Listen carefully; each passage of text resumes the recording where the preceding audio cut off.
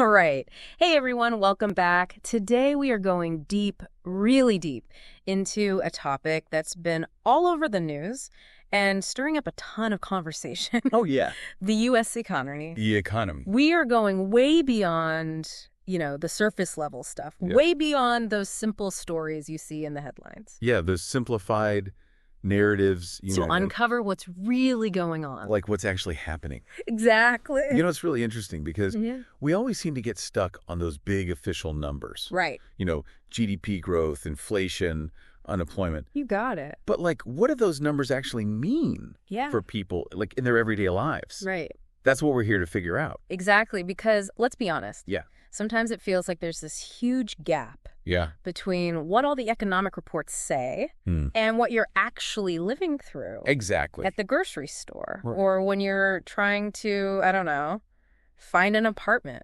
Yeah. To get a clearer picture for this deep dive, we're looking at an analysis based on this video Okay. called La economía de IUU está peor de lo que parece y no te lo dicen, Okay. which basically translates to the U.S. economy is worse than it seems, and they're not telling you. Okay, so that title, Right? it's pretty provocative. It is. It really kind of sets us up for a good look at what's going on. We're a critical look. Exact. So let's just jump right into this whole thing about inflation. Okay. We keep hearing that inflation is down, Mm-hmm. which sounds like it's good, right? Sure. Good news. Yeah. But then you go to the store Right. and prices for just the basics. They'll still feel really high. Yeah, they're through the roof. It feels like a puzzle. Yeah. How can both things be true? Well, it's a really good question. Yeah. And it kind of highlights the problem with just focusing on those broad economic measures. Okay. While it's true that overall inflation might be going down. The truth is that the prices of the essential stuff, Right, the things you need. things like your groceries, your rent, utilities, all that, Yeah. have actually been increasing at a way faster rate than, the stuff that's not as essential. So even though overall that inflation rate might be lower, the things that people need the most Yeah. are actually getting more expensive. Yeah. Yeah, that's right. Okay, so there's actually a term for this There is. whole phenomenon. It's called chipflation. Chipflation. Okay. Think of it like this.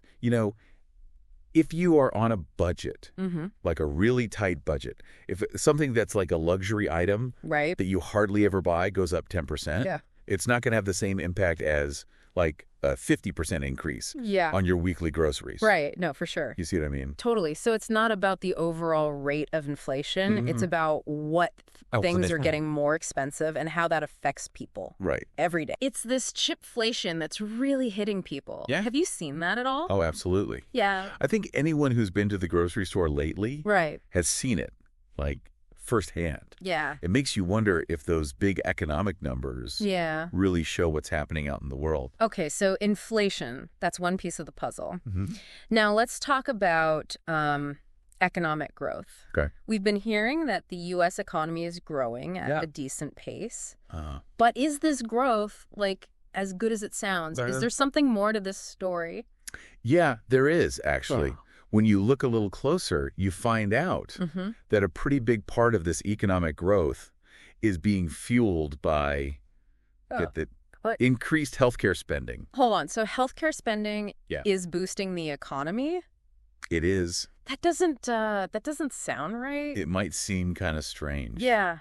But that's what's going on. Here in the U.S., we spend a massive amount on healthcare. Oh. Almost 18% of our whole economy, 18%. which is way higher than other developed countries. Wow. So 18%. Mm-hmm. That's a huge part of our economy Yeah. tied to healthcare. It is. So what's causing this? Why are we spending so much more? Well, that's a really complex question. Yeah. There are no easy answers. Okay. But some of the factors are things like administrative costs, Okay. high drug prices, Right. and a system that focuses more on treating people after they get sick Okay. instead of preventing them from getting sick in the first place. So it's not just the amount of money. Yeah, It's how that money's being used in the healthcare system. exactly. It makes you think, is this reliance on healthcare spending for growth Mm-hmm. really sustainable? Right, long term. Yeah. It's a really good question. Yeah. And it ties into this bigger idea Oh. of the overall health and well-being of our society. Right. Is an economy that relies so much on healthcare spending really a sign of Yeah. a population that is healthy and thriving? It's a great question. Yeah. And one I think we're going to keep coming back to in this deep dive. Yeah. So we've got inflation, economic growth fueled by healthcare spending. Right. And there's another big economic indicator we need to talk about. Okay. Unemployment. Right. What can you tell us about the U.S. labor market right now? Well, the official unemployment numbers might make things look pretty good, Yeah. but I think we need to go deeper Okay. beyond just those top-level stats. Okay, so let's unpack that a bit. Okay. We know that the unemployment rate is pretty low, Yeah. but what else should we be looking at? Well, one important measure that doesn't always get enough attention Okay. is the labor force participation rate. Okay. So it goes beyond just, counting people who are unemployed Right. and actually measures the percentage of people who could be working, who are either actually working Okay. or are actively looking for work. Okay. Got it. And this is where things start to look a little different. So the unemployment rate might be low, Mm-hmm. but the labor force participation rate tells a different story. Yeah. What's going on there? Basically, it means that while the number of people actively searching for jobs might be low, Right. there's this whole group of people who have just dropped out of the workforce altogether, They've given up. right? Wow. In the U.S., only about 6 out of every 10 people Mm-hmm. who could be working are actually in the workforce. Okay. And just for comparison, Yeah. in some European countries, that number is closer to 8 out of 10. Wow. That's a huge difference. It is. What's causing this trend of people leaving the workforce? Well, there's no single answer. Okay. But some of the things researchers have pointed to Mm-hmm. are things like the cost of childcare, Oh, okay. lack of affordable housing, Right. wages that aren't really going up, and even people feeling like, you know what, Yeah. the job market's just not for me. It's almost like there's this hidden part of the population that's not showing up in those unemployment numbers. Right. And I'm guessing this trend of people leaving the workforce Yeah. could have some big long-term consequences. Oh, absolutely. Right. It raises concerns about everything from how much our economy produces Mm-hmm. to programs that help people when they need it, Yeah. and even the overall well-being of our society. So we've got inflation, economic growth driven by healthcare spending, Uh-huh. and a labor market that might not be as strong Yeah. as it looks at first glance. Right. It's clear that the U.S. economy is way more complicated Dave, than those simple headlines suggest. Oh, sure. But where do we go from here? What does all this mean Right. for us, for our future? Stay with us, because in part 2 Okay. of this deep dive, we're going to keep peeling back those layers Yeah. and explore what these economic realities really mean. Looking forward to it. Well, Welcome back to our deep dive on the U.S. economy. it's definitely been interesting so far. It has. We've talked about chipflation, Yeah. that whole thing about healthcare spending driving economic growth, Uh-huh. and how complicated the labor market really is. Yeah, lots of layers there. Now, I'm curious about wages. Okay.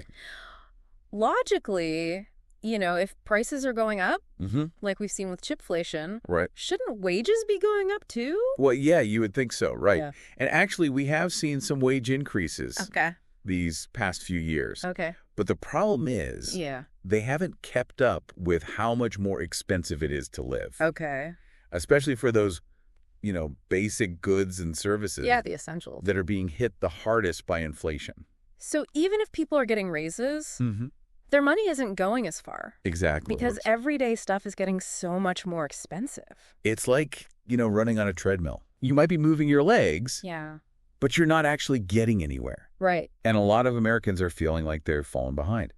It's almost like a hidden tax, isn't it? Uh, Wages might be going up on paper, but in Yeah. reality, people are having to shell out more Right. just to stay afloat. yeah, just to keep up. And that brings us to Okay. another big piece of this, What's that? the federal minimum wage. Oh, right. It's been stuck at $7.25 an hour Mm-hmm. for over a decade. Yeah, it's been a while. It's crazy to me Yeah. that in a country as rich as the U.S., Uh-huh. someone can be working full-time Right. and still not make enough to live. Especially with prices going up like they have been. Yeah, that's a good point. It's something that a lot of people are talking about, and for good reason. Right. Think about it. If you're working full-time at the federal minimum wage, Mm-hmm. you're making a little over $1,500 a month, Okay. before taxes even. Right. And with the rising cost of housing. Yeah, and food. Healthcare? Right, all of that. That's just not enough. Not in most parts of the country. It shows how disconnected things are Yeah. between how much people are producing and how much they're getting paid. It's true. Well, corporate profits have been going way up. Mm-hmm. Wages for the average worker have pretty much stayed the same. It's not just about whether people have jobs. Right. It's about the quality of those jobs. Exactly. And if those jobs pay enough to live on. Whether they can not just survive, Right. but actually thrive. And this goes back to our conversation about the labor force participation rate. It does. If people's paychecks aren't keeping up with how much things cost, or they're working multiple jobs just to make ends meet, Right. it makes sense that some people would rather not work at all. Yeah, it's understandable. It's this mix of things. It is. Prices going up, wages not keeping pace, Yeah. healthcare costs eating into budgets, and people wondering if working is even worth it anymore. It paints a very different picture of the economy Right. than those optimistic headlines we often see. It makes us look beyond the surface Mm, and think about what people are actually going through. absolutely. So we've got all these challenges, all this complexity. Where do we go from here? Well, first of all, Yeah. I think it shows how important it is Okay. to have a more complete understanding of economic data. Okay. We can't just rely on those big numbers like GDP growth Yeah. or unemployment rates. They don't tell the whole story. We need to dig deeper, look at more indicators, Okay. and really pay attention to how all this is affecting different groups of people. It's like we need a more thorough economic checkup. Yeah, exactly. Not just our temperature, Right.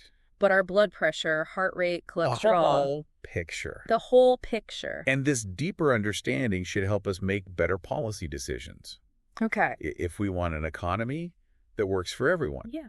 Then we have to deal with things like wages not keeping up, Right. the rising cost of living, and all the reasons why people are leaving the workforce. We need an economy that's not just about numbers on a page, but about real improvements in people's lives. Absolutely. It's about making sure everyone has a chance to earn a good living, afford the basics, Right. and feel secure about their finances. This all connects back to that video title, Yeah. The U.S. economy is worse than it seems, and they're not telling you. Right. Like there's this gap between the official story and the reality. And that's important to remember. It is. We need to be smart about the information we consume, Yeah. question what we hear, and look for evidence beyond just the headlines. So what can we do with this knowledge? Yeah, it's easy to feel overwhelmed by all this. I know, it's a lot. But I think awareness is a good first step. It is. By understanding all this complexity, Yeah. we can have better conversations, push for policies that are fair, Yeah. and make better choices in our own lives. Like being more thoughtful about where we spend our money. Yeah. Supporting businesses that pay fair wages. Right. And staying informed about what's happening in our communities. Even small actions can add up and make a difference. They can. By being informed and engaged, we can help create a fairer and more sustainable economy. Exactly. Okay, we've covered so much in this deep dive. We have. From inflation and healthcare spending to wages and the labor market. It's a lot. We've started to see those hidden complexities behind the numbers. Yeah, those seemingly simple numbers. But there's one more layer we need to peel back. What's that? The political side of things. Oh. Stay tuned for part 3, Okay. where we'll look at how these economic realities are affecting politics. Yep, good. And what it all means for the future of the U.S. Welcome back, deep divers. We are wrapping up our exploration of the U.S. economy, and wow, we've covered a lot. It's been quite the journey. From chipflation to the labor force participation rate. So many layers. We've gone way beyond those simple headlines. Absolutely. But now I'm kind of wondering, where do we go from here? Yeah, good question. What does it all mean for the future? That's the big question, isn't it? I mean, we can't predict the future, Of course not. but I can maybe offer some thoughts on how to move forward. Okay, I'm listening. What are some possible solutions? What are some ways to navigate these economic challenges? Yeah, because it feels like we've uncovered a lot of issues. Right. A lot to think about. One thing that comes to mind is Yeah. the role of the government. Ah, right. Government policy. We've talked about how people's worries about the economy can affect politics. Economic anxieties shaping political outcomes. But I guess it goes both ways. It does. Political decisions can have a big impact on the economy, too. Huge impact. So you're saying the government could actually help fix some of these problems? They could. Yeah, there are a lot of tools they can use. Okay, like what? Well, think about fiscal policy. Fiscal policy. That's all about how the government spends money and taxes people. Right. And if it's done right, can boost the economy, create jobs, and help people who are struggling. So that's one way, using government policy to kind of steer things in a better direction. Right, a more equitable direction. What else is there? Another area that's worth thinking about is education. Education. And workforce development. So making sure people have the right skill. Exactly, because technology is always changing. Yeah, it's moving so fast. The jobs of today might not be the jobs of tomorrow. So we need to be ready. Right, we need to make sure people have the skills to succeed in this new world. Investing in training programs, things like that. Yeah, programs that help people adapt and stay competitive. We can't just wait and react. We have to be proactive. I agree. We need to create pathways for people to learn new skills, to upskill and reskill. And it's not just about like technical skills. Right. It's also about thinking critically. Problem solving. Being adaptable. Those are the human skills that are becoming even more important. I love that it's not just about filling specific jobs. It's about equipping people for whatever the future brings. Exactly. So we've got government policy, education, anything else. There is one more. Okay. And it often gets overlooked. What is it? Community. Yeah. And social capital. I don't think I've heard that term before. Social capital is basically about the connections between people. Yeah. The networks of support and trust. Oh, okay. And strong, vibrant communities can play a huge role in making an economy more resilient. So it's not just about individual success. It's not. It's about collective action, about supporting each other. We're all in this together. Exactly. When communities are strong, people have access to more resources, more support, more opportunities. And there's actual evidence. There is. That social capital is linked to a better economy. It's true. It's about those local initiatives, neighborhood groups. Those everyday acts of kindness. The things that make a community strong. Exactly. But let's be real, some of these solutions... Addressing wage stagnation, making social safety nets stronger. Yeah. They can be expensive. They can. How do we pay for all this? That's the tricky part. Yeah. It comes down to what we value as a society. Okay. Are we willing to invest in programs that help people who are struggling? Even if it means paying more taxes. Potentially, yeah. Or maybe cutting spending in other areas. That's a tough question. It is, and it often gets caught up in political debates. Yeah, for sure. But I think it's a conversation we need to have. Yeah, definitely. Weigh the costs and benefits. Speaking of tough questions, yeah, what about universal basic income? UBI, yeah. That's a pretty big idea. It is. It's different from our usual social safety net programs. Yeah. So the idea is that everyone, no matter how much they make or if they have a job, would get a regular payment. A cash payment, no strings attached. I've heard about it, but I'm still not sure I understand how it would work. Yeah, it's a big change. Wouldn't it be super expensive? That's one of the concerns. And what about people just not working if they're getting money for free? That's another concern people have. So there are definitely arguments on both sides. There are. It's a controversial idea. It is, but that's good. We should be having these conversations. Yeah, challenging the way we think about things. Exactly, looking for new solutions. There's no magic answer. Nope. What works in one place might not work somewhere else. This whole deep dive has really shown that there are no easy answers when it comes to the economy. It's complicated. It's always changing. It is. But by understanding how complex it is, looking at different points of view, and having thoughtful discussions, we can start to imagine a better future. A more equitable future, a more sustainable future. It's an ongoing process. It is. We need to stay informed. Engaged. Keep learning. Keep questioning. Challenge the way things are. The future of our economy. And really, the future of our society. Yeah. Depends on it. What a powerful thought. It is something to think about. Thank you for joining us on this deep dive. My pleasure. Into the heart of the U.S. economy. It's been a fascinating journey. We've explored the challenges, the complexities, and even some reasons to be hopeful about the future. And remember, this is just the beginning of the conversation. The deep dive never really ends. It doesn't. There's always more to learn. Thanks again for listening. And we'll see you next time.